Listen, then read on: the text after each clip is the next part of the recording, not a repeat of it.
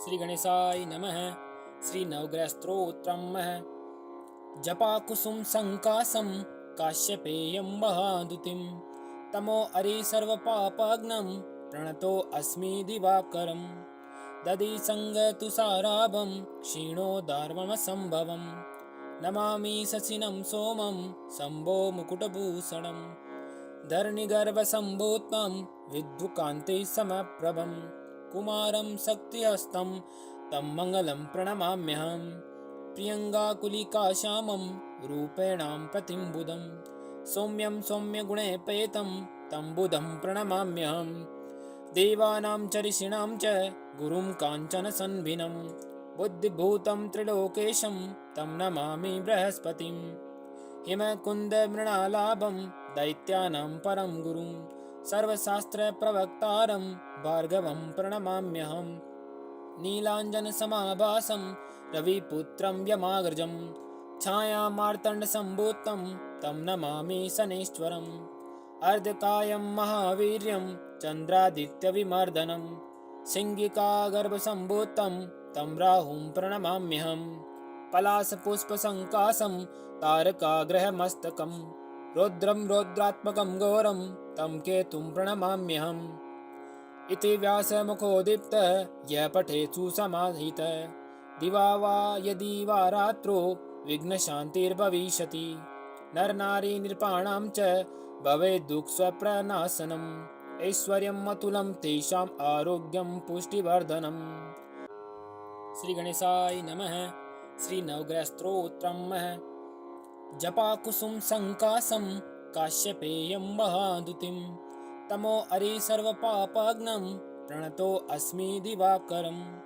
दधि संगतुषाराभं क्षीणोदार्वमसंभवं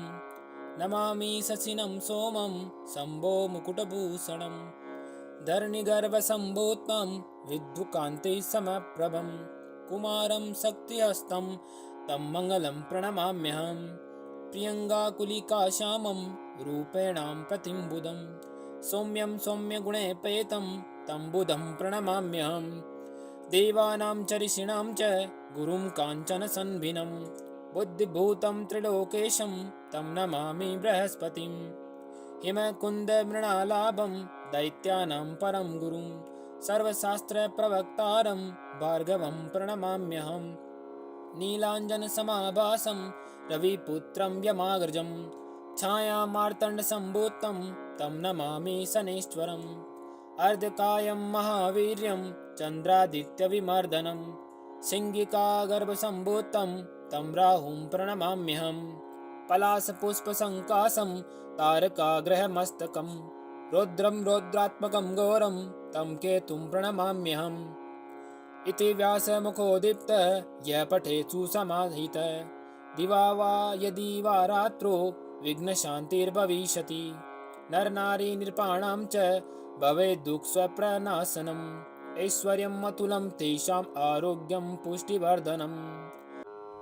श्री गणेशाय नमः। श्री नवग्रह स्तोत्रम् जपाकुसुम संकासं काश्यपेयं महादुतिं तमो अरि सर्वपापाग्नं प्रणतो अस्मि दिवाकरं दधि संगतुषाराभं क्षीणोदार्वमसंभवं नमामि शशिनं सोमं शम्भो मुकुटभूषणं धरणिगर्भसम्भूतं विद्युकान्ते समप्रभं कुमारं शक्तिहस्तं तं मङ्गलं प्रणमाम्यहम् प्रियङ्गाकुलिकाश्यामं रूपेणां प्रतिम्बुधं सौम्यं सौम्यगुणेपेतं तं बुधं प्रणमाम्यहम् देवानां च ऋषीणां च गुरुं काञ्चनसन्भिनं बुद्धिभूतं त्रिलोकेशं तं नमामि बृहस्पतिं हिमकुन्दमृणालाभं दैत्यानां परं गुरुं सर्वशास्त्रप्रवक्तारं भार्गवं प्रणमाम्यहम् नीलाञ्जनसमाभासं रविपुत्रं यमाग्रजं छायामार्तण्डसम्भूतं तं नमामि शनैश्वरम् अर्धकायं महावीर्यं चन्द्रादित्यविमर्दनं सिंहिकागर्भसम्भूतं तं राहुं प्रणमाम्यहम् पलाशपुष्पसङ्कासं तारकाग्रहमस्तकं रौद्रं रौद्रात्मकं घोरं तं केतुं प्रणमाम्यहम् इति व्यासमुखोदीप्तः यः पठेत् सुसमाहितः दिवा वा यदि वा रात्रो विघ्नशान्तिर्भविष्यति नरनारी नृपाणां च भवेत् दुःखस्वप्रनाशनम् ऐश्वर्यम् अतुलं तेषाम् आरोग्यं पुष्टिवर्धनम्। श्री गणेशाय नमः। श्री नवग्रह स्तोत्रम्। जपाकुसुम संकासं काश्यपेयं महादुतिं तमो अरि सर्वपापाग्नं प्रणतो अस्मि दिवाकरं दधि संगतुषाराभं क्षीणोदार्वणसंभवं नमामि शशिनं सोमं शम्भो मुकुटभूषणं धरणिगर्भसम्भूतं विद्युकान्ते समप्रभं कुमारं शक्तिहस्तं तं मङ्गलं प्रणमाम्यहम् प्रियङ्गाकुलिकाश्यामं रूपेणां प्रतिम्बुधं सौम्यं सौम्यगुणेपेतं तं बुधं प्रणमाम्यहम् देवानां च ऋषीणां च गुरुं काञ्चनसन्भिनं बुद्धिभूतं त्रिलोकेशं तं नमामि बृहस्पतिं हिमकुन्दमृणालाभं दैत्यानां परं गुरुं सर्वशास्त्रप्रवक्तारं भार्गवं प्रणमाम्यहम् नीलाञ्जनसमाभासं रविपुत्रं यमाग्रजं छायामार्तण्डसम्भूतं तं नमामि शनैश्वरम् अर्धकायं महावीर्यं चन्द्रादित्यविमर्दनं सिंहिकागर्भसम्भूतं तं राहुं प्रणमाम्यहम् पलाशपुष्पसङ्कासं तारकाग्रहमस्तकं रौद्रं रौद्रात्मकं घोरं तं केतुं प्रणमाम्यहम् इति व्यासमुखोदीप्तः यः पठेत् सुसमाहितः दिवा वा यदि वा रात्रो विघ्नशान्तिर्भविष्यति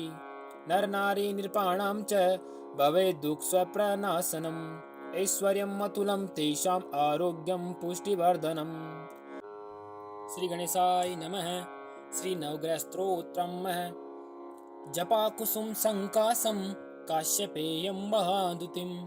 तमो अरि सर्वपापाग्नं प्रणतो अस्मि दिवाकरं दधि संगतुषाराभं क्षीणोदार्वणसंभवं नमामि शशिनं सोमं शम्भो मुकुटभूषणं धरणिगर्भसम्भूतं विद्युकान्ते समप्रभं कुमारं शक्तिहस्तं तं मङ्गलं प्रणमाम्यहम् प्रियङ्गाकुलिकाश्यामं रूपेणां प्रतिम्बुधं सौम्यं सौम्यगुणेपेतं तं बुधं प्रणमाम्यहम् देवानां च ऋषीणां च गुरुं काञ्चनसन्भिनं बुद्धिभूतं त्रिलोकेशं तं नमामि बृहस्पतिं हिमकुन्दमृणालाभं दैत्यानां परं गुरुं सर्वशास्त्रप्रवक्तारं भार्गवं प्रणमाम्यहम् नीलाञ्जनसमाभासं रविपुत्रं यमाग्रजं छायामार्तण्डसम्भूतं तं नमामि शनैश्वरम् अर्धकायं महावीर्यं चन्द्रादित्यविमर्दनं सिंहिकागर्भसम्भूतं तं राहुं प्रणमाम्यहम् पलाशपुष्पसङ्कासं तारकाग्रहमस्तकं रौद्रं रौद्रात्मकं घोरं तं केतुं प्रणमाम्यहम् इति व्यासमुखोदीप्तः यः पठेत् सुसमाहितः दिवा वा यदि वा रात्रो विघ्नशान्तिर्भविष्यति नरनारी नृपाणां च भवेत् दुःखस्वप्रनाशनम् ऐश्वर्यम् अतुलं तेषाम् आरोग्यं पुष्टिवर्धनम्। श्री गणेशाय नमः। श्री नवग्रह स्तोत्रम्। जपाकुसुम संकासं काश्यपेयं महादुतिं तमो अरि सर्वपापाग्नं प्रणतो अस्मि दिवाकरं दधि संगतुषाराभं क्षीणोदार्वणसंभवं नमामि शशिनं सोमं शम्भो मुकुटभूषणं धरणिगर्भसम्भूतं विद्युकान्ते समप्रभं कुमारं शक्तिहस्तं तं मङ्गलं प्रणमाम्यहम् प्रियङ्गाकुलिकाश्यामं रूपेणां प्रतिम्बुधं सौम्यं सौम्यगुणेपेतं तं बुधं प्रणमाम्यहम् देवानां च ऋषीणां च गुरुं काञ्चनसन्भिनं बुद्धिभूतं त्रिलोकेशं तं नमामि बृहस्पतिं हिमकुन्दमृणालाभं दैत्यानां परं गुरुं सर्वशास्त्रप्रवक्तारं भार्गवं प्रणमाम्यहम् नीलाञ्जनसमाभासं रविपुत्रं यमाग्रजं छायामार्तण्डसम्भूतं तं नमामि शनैश्वरम् अर्धकायं महावीर्यं चन्द्रादित्यविमर्दनं सिंहिकागर्भसम्भूतं तं राहुं प्रणमाम्यहं पलाशपुष्पसङ्काशं तारकाग्रहमस्तकं रौद्रं रौद्रात्मकं घोरं तं केतुं प्रणमाम्यहम् इति व्यासमुखोदीप्तः यः पठेत् सुसमाहितः दिवा वा यदि वा रात्रौ विघ्नशान्तिर्भविष्यति नरनारी नृपाणां च भवेत् दुःखस्वप्रनाशनम् ऐश्वर्यम् अतुलं तेषाम् आरोग्यं पुष्टिवर्धनम्। श्री गणेशाय नमः। श्री नवग्रहस्तोत्रम् जपाकुसुम संकाशं काश्यपेयं महादुतिं तमो अरि सर्वपापाग्नं प्रणतो अस्मि दिवाकरं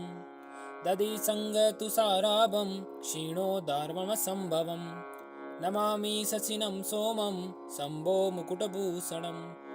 धरणिगर्भसम्भूतं विद्युकान्ते समप्रभं कुमारं शक्तिहस्तं तं मङ्गलं प्रणमाम्यहम्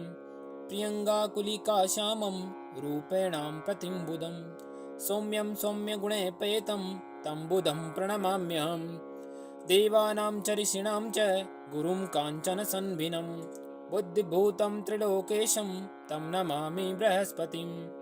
हिमकुन्दमृणालाभं दैत्यानां परं गुरुं सर्वशास्त्रप्रवक्तारं भार्गवं प्रणमाम्यहम् नीलाञ्जनसमाभासं रविपुत्रं यमाग्रजं छायामार्तण्डसम्भूतं तं नमामि शनैश्वरम् अर्धकायं महावीर्यं चन्द्रादित्यविमर्दनं सिंहिकागर्भसम्भूतं तं राहुं प्रणमाम्यहम् पलाशपुष्पसङ्काशं तारकाग्रहमस्तकं रौद्रं रौद्रात्मकं घोरं तं केतुं प्रणमाम्यहम् इति व्यासमुखोदीप्तः यः पठेत् सुसमाहितः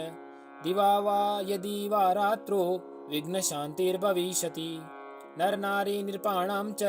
भवेत् दुःखस्वप्रनाशनम् ऐश्वर्यम् अतुलं तेषाम् आरोग्यं पुष्टिवर्धनम्। श्री गणेशाय नमः। श्री नवग्रहस्तोत्रम् जपाकुसुम संकाशं काश्यपेयं महादुतिं तमो अरि सर्वपापाग्नं प्रणतो अस्मि दिवाकरं दधि संगतुषाराभं क्षीणोदार्वमसम्भवं नमामि शशिनं सोमं शम्भो मुकुटभूषणं धरणिगर्भसम्भूतं विद्युकान्ते समप्रभं कुमारं शक्तिहस्तं तं मङ्गलं प्रणमाम्यहम् प्रियङ्गाकुलिकाश्यामं रूपेणां प्रतिम्बुधं सौम्यं सौम्यगुणेपेतं तं बुधं प्रणमाम्यहम् देवानां च ऋषीणां च गुरुं काञ्चनसन्भिनं बुद्धिभूतं त्रिलोकेशं तं नमामि बृहस्पतिं हिमकुन्दमृणालाभं दैत्यानां परं गुरुं सर्वशास्त्रप्रवक्तारं भार्गवं प्रणमाम्यहम् नीलाञ्जनसमाभासं रविपुत्रं यमाग्रजं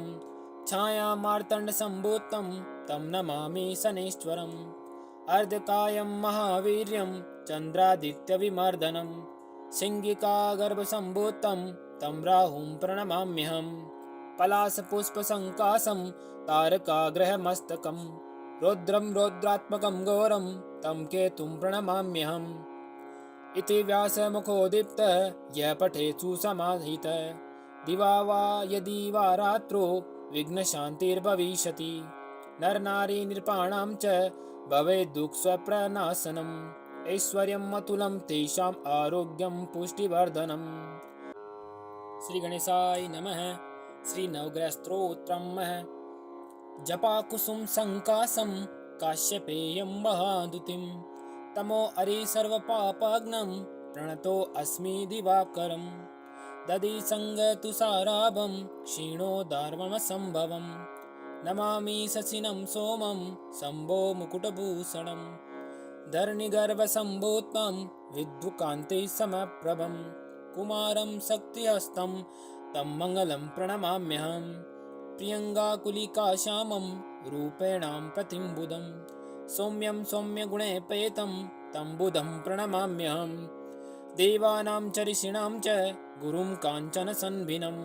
बुद्धिभूतं त्रिलोकेशं तं नमामि बृहस्पतिं हिमकुन्दमृणालाभं दैत्यानां परं गुरुं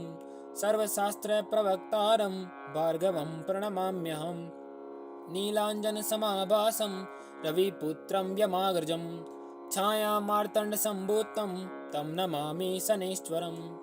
अर्धकायं महावीर्यं चन्द्रादित्यविमर्दनं सिंहिकागर्भसम्भूतं तं राहुं प्रणमाम्यहम्